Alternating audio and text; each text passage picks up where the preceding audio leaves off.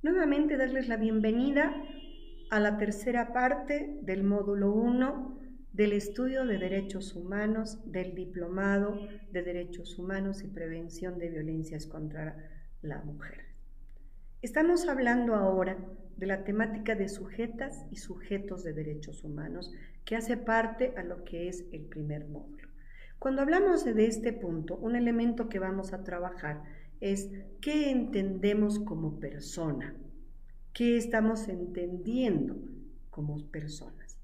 José Ortega y Gasset, que ustedes reconocen, un filósofo antiguo de la época de lo que son más o menos el siglo pasado, va a plantear y va a decir que existe un origen etimológico del vocablo persona. Dice el origen latino es raíz etrusca, fersu, que significa máscara o actor. Una significación mitológica religiosa. Habla mucho, van a escuchar ustedes a decir que deriva de lo que es el dios Porsen o Pursen, encargado de regir los destinos de los vivientes. El hombre, para lograr su destino, su personalidad, le ofrece su máscara, representación plástica de su propia cara, lo que parecía más auténtico y esencial del hombre. Es hacer una máscara de ti y entregarle a alguien, a un Dios que haga parte de sí mismo y pueda construir su forma de vida, hacer que su destino sea parte de él. También plantea que viene del vocablo cara, que debió ser el nombre más antiguo de máscara, que por ser ofrenda a Porsen o Pursen, habría pasado luego a llamarse persona, ¿no? José Ortega y Gasset plantea que es importante destacar que el pensamiento griego no conoció ni el término ni el concepto de persona, ya que éste acentúa lo singular, lo individual, lo concreto. En cambio, la filosofía griega pone el acento en lo universal, lo ideal y lo abstracto. Estamos hablando que la persona no es una persona solamente porque tiene un rostro, sino porque va más allá de lo que puede ser solo una máscara, sino va a la construcción de su destino, a lo que es la construcción de muchos más elementos. Cómo me voy ligando con otro ser humano, cómo me construyo con otra persona. Entonces es más de construir lo ideal de lo que quiero hacer, de lo abstracto, de lo que me gustaría ser. Cicerón ya planteaba que la persona es lo común a todos los hombres, lo cual viene dado por la razón y la excelencia, situándonos por encima de los animales. Lo característico de cada uno, carácter, capacidades, cualidades personales, lo que nos impone la vida misma y sus circunstancias, y lo que elegimos por nuestra libre voluntad, ser la persona que nosotros queremos ser. Si se dan cuenta, vamos, de lo ideal, estamos por encima de los animales, pero además, ¿qué nosotros podemos ofrecer o ser? En este sentido, la definición que vamos a trabajar como persona o como ser humano es encontrar de sí mismo una definición que nos pueda dar sentido, dirección y significado a la propia existencia. ¿Qué queremos nosotros como personas, como seres humanos? Muchas han sido las definiciones filosóficas del ser humano o de la persona. Todas juntas dan todavía razón del ser humano. Todas dejan fuera un inmenso campo de aspectos y valores sin definir. No podemos decir ser humano es tal cosa o ser humano no es tal cosa. Simplemente vemos que puede ser toda una gama de cosas, desde que somos seres pensantes hasta lo que queremos trascender, ir hasta más allá. Más que su biología, más que su psicología, la definición trascendental es el punto de apoyo de su dignidad. Como seres humanos, como personas, siempre buscamos una dignidad en tratos, en la dignidad como seres humanos. Ese término es el término que se lo tiene que discutir, es el término que ha sido base para trabajar lo que es la Declaratoria de Derechos Humanos. Pero además, algo hay en la persona que no se reduce a la manipulación por leyes físicas y químicas. Este algo es lo que hace a la persona más que a la materia. ¿Qué quiere decir esto? No solo somos cuerpo, no solo somos materia, no es solamente lo que tocamos, es lo que trascendemos, es hacia dónde vamos. Ese estado de conciencia del ser humano no acaece en el tiempo, o sea, ni con el desarrollo de maderas biológicas, ni siquiera con el cúmulo de experiencias. A veces recordamos, por ejemplo, Ortega y Gasset, podemos recordar a Nietzsche, o sea, ya han muerto, son personas que no están. Podemos recordar a Balzac con sus obras, o podemos recordar a otros autores que no están presentes, a Frans Tamayo, a Adela Zamudio, que nos plantean otra cosa más como personas, como seres humanos. La persona, por lo tanto, es más que un cuerpo visible, es todo inseparable e irreductible a sus partes. La idea de persona, como otros conceptos centrales, deriva de una serie de fundamentos filosóficos. Muchas personas pueden decir, no, para mí la persona es la unión con Cristo, por ejemplo, o es la triada entre Cristo, Padre y el ser humano. Otros pueden decir, es la unión entre el ser humano y la naturaleza. Eso es algo que es fundamentos filosóficos de que se tiene que trabajar, pero que hay que tomar en cuenta en algún momento para ver cómo la dignidad y la trascendencia hacen parte de la Declaratoria de los Derechos Humanos. Y por eso hay que tomar a la persona como un ser de naturaleza pluridimensional, biológica, psicológica, social y espiritual. 5 formas de definir el concepto de persona. En la medida en que se tome un aspecto y en el cual se enfatice. Cada quien puede tomar el pensamiento, definir a la persona de acuerdo a lo que ella considera. Una es como sustancia, son atribución de propiedades particulares, como independencia y raciocinio. ¿Quiénes plantean esto? Aristóteles, Boecia, y fundamentalmente es en la Edad Media. La otra es persona como ser pensante, un sujeto epistemológico donde la razón supera a su existencia física. Ese es el pensamiento moderno. Una persona como ser ético, un individuo absolutamente libre, pero sujeto a una obligación moral, respondiendo a un conjunto de leyes divinas antes que las leyes de su propia naturaleza. Plantean los estoicos Kant y Fichte. Una persona como ente jurídico, individuo sujeto a leyes intrínsecas de su esencia que están relacionadas con los derechos universales. Dicha característica está por encima de la esencia ética del ser. ¿Qué quiere decir esto?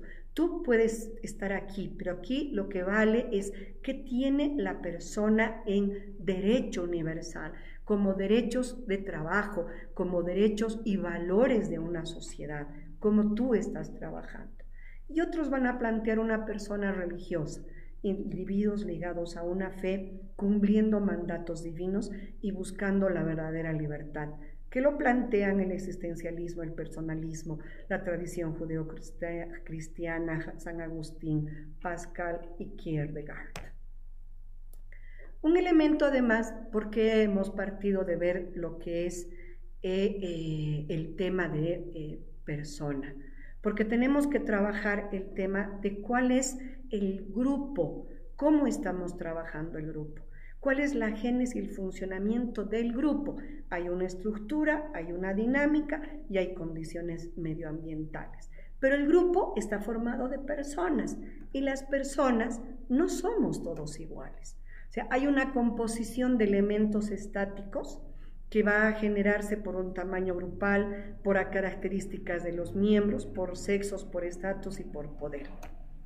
Pero también hay una organización grupal de elementos dinámicos, de localización, de espacio temporal, de microentorno, de recursos, de elementos habituales de interrelación, de grupos comunicativas, de influencia, de normas y de conflictos.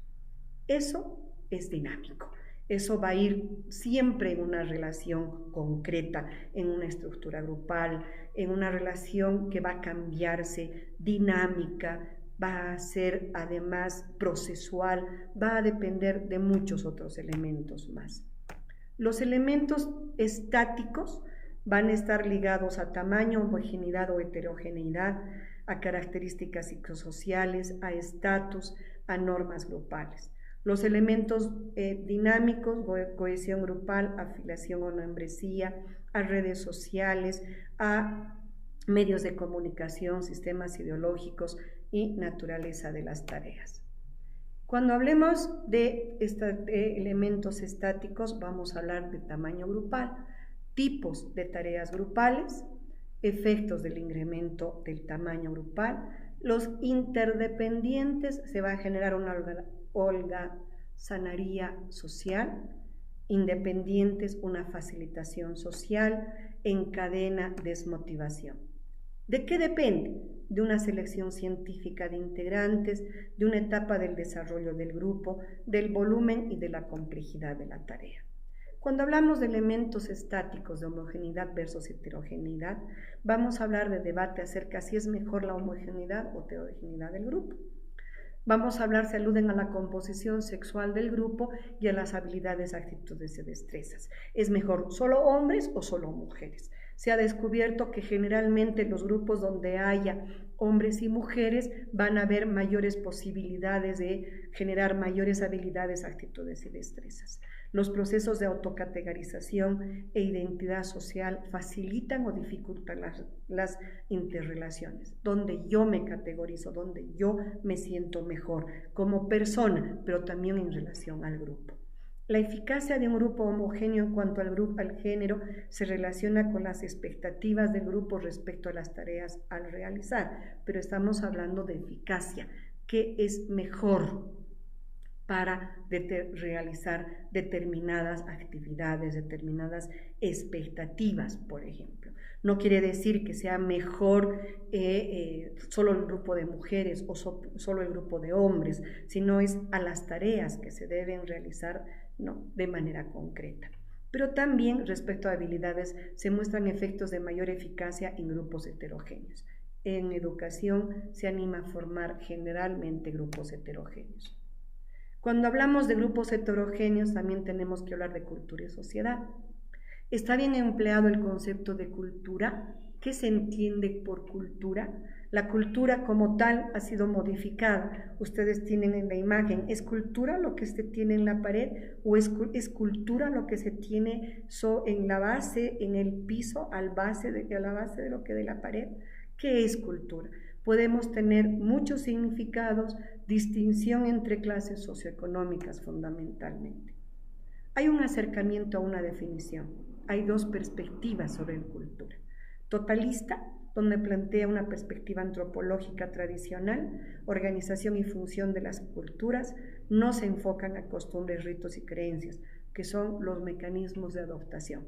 No importa dónde esté, pero tengo que hacer lo que voy a ir a hacer porque ellos lo hacen. No me queda otra. Puedo no perder mi propia cultura, pero voy a ir a hacer, me voy a adaptar donde vaya. Mentalista, un sistema conceptual, sistema de conocimientos y creencias compartidas. Son sistemas de reglas o patrones o patrón para la conducta. Niveles y funciones de la cultura. Cuando hablamos de niveles, estamos hablando nacional, de género, generación, clase social y organización. Cuando hablamos de funciones, hablamos fundamentalmente de satisfacción de necesidades, hablamos fisiológicas, psicológicas, sociales, dónde me siento mejor, dónde cubro yo mejor mis necesidades. Cuando hablamos de elementos materiales y no materiales de una cultura, vamos a hablar en el tema de materiales, de alimento, tecnología, vivienda, vestimenta, transporte. Cuando hablamos de no materiales, hablamos de organización social, parentesmo, sistema político, religión, lenguaje, creencias, valores, prejuicios. Es lo que no se puede ver, lo que a veces se transmite a partir de lo que es lo oral. Y la naturaleza y origen de la cultura está estudiada por la antropología. ¿no? Hasta cómo comemos, cómo botamos la basura, cómo dormimos, en los lugares donde dormimos, el ambiente, el clima que se da. Es toda una perspectiva sociocultural. La integridad de la cultura como dimensión, integración inherente y como comunidad, perdón el error, y comunidad va a ser, la cultura se caracteriza primero por la receptividad, que son elementos de la cultura que provienen más de su pasado, más que de cambios internos, está abierta a recibir elementos culturales de otras culturas. Y la difusión cultural es la transmisión de elementos culturales de una cultura a otra a través de todo un sistema, de un soporte cultural a través de la oralidad fundamentalmente. La integración es un elemento de la cultura que es asimilado por otra a tal grado que se tiende a olvidar el origen de ese elemento. La continuidad es la función estabilizadora de la cultura. Su resultado, miles de elementos culturales y actividades, cada una conectada con muchas otras. A veces la cultura como cultura pura es ya muy difícil de encontrar. Hay sincretismo en las culturas, hay formas de ver a la cultura desde lo que es la forma de vestimenta, la música, la oralidad, cómo nosotros nos comunicamos, cómo se comunicaban antes, cómo se trabaja ahora, es uno de los elementos fundamentales. Cuando hablamos también de cultura y sociedad, vamos a separar lo que es sociedad y cultura. Lenguaje, conocimiento, creencias, artes y tecnologías, ideales y reglas hacen a lo que es la cultura, y eso va a determinar también el tipo de sociedad que tenemos. Pueblos y naciones. Hemos hablado personas, hemos hablado de grupos, hemos hablado de sociedad. Y ahora viene pueblos y naciones. ¿Qué es el convenio? Vamos a hablar primero, dentro de lo que son este acápite, el convenio 169 de la OIT sobre pueblos indígenas y tribales en países independientes, que ha sido dado en 1989 y ratificado por Bolivia en 1991. La Declaración de las Naciones Unidas sobre los Derechos de los Pueblos Indígenas del 13 de septiembre del 2007 y ratificado por Bolivia el 7 de noviembre del 2007.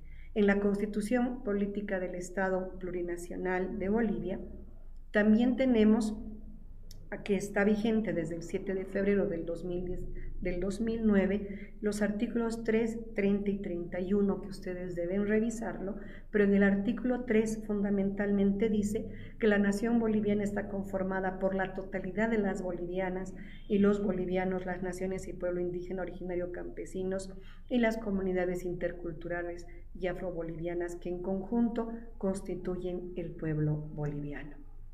Cuando hablamos de los derechos de los pueblos indígenas, uno de los elementos fundamentales es la erradicación de la pobreza. Tanto en el ámbito internacional que te plantea el derecho al desarrollo, como el ámbito nacional que nos plantea los derechos de la madre tierra y sobre todo el derecho de vivir bien. Y cuando hablamos de vivir bien, estamos hablando del Sumacamaña, el Sumacasay, el Yaikucabi, fundamentalmente. Es el horizonte civilizatorio y cultural alternativo al capitalismo y a la modernidad. Se alcanza de forma colectiva, complementaria y solidaria, eliminando las desigualdades. Integra las dimensiones sociales, culturales, políticas y económicas, ecológicas y las afectivas. Significa vivir en complementariedad, en armonía y equilibrio con la madre tierra. Vivir bien implica una construcción de una sociedad comunitaria, justa, equitativa y solidaria. Y eso se va a dar fundamentalmente a través del desarrollo integral, vivir bien, armonía y equilibrio con la madre tierra. Son aspectos y procesos integrales, sociales, políticos, culturales, ecológicos, económicos, productivos y afectivos. Es la creación, la provisión y el fortalecimiento de condiciones, capacidades, medios materiales y afectivos culturalmente adecuados y apropiados. Son relaciones solidarias de apoyo, cooperación mutua, de complementariedad y fortalecimiento de vínculos edificantes, comunitarios y efectivos. Si se dan cuenta, lo que hemos hablado antes, la persona, el grupo, la sociedad y la cultura se van a conjuncionar, se van a unir en este proceso. en el hecho de trabajar lo que es la madre tierra y el vivir bien. Muchísimas gracias.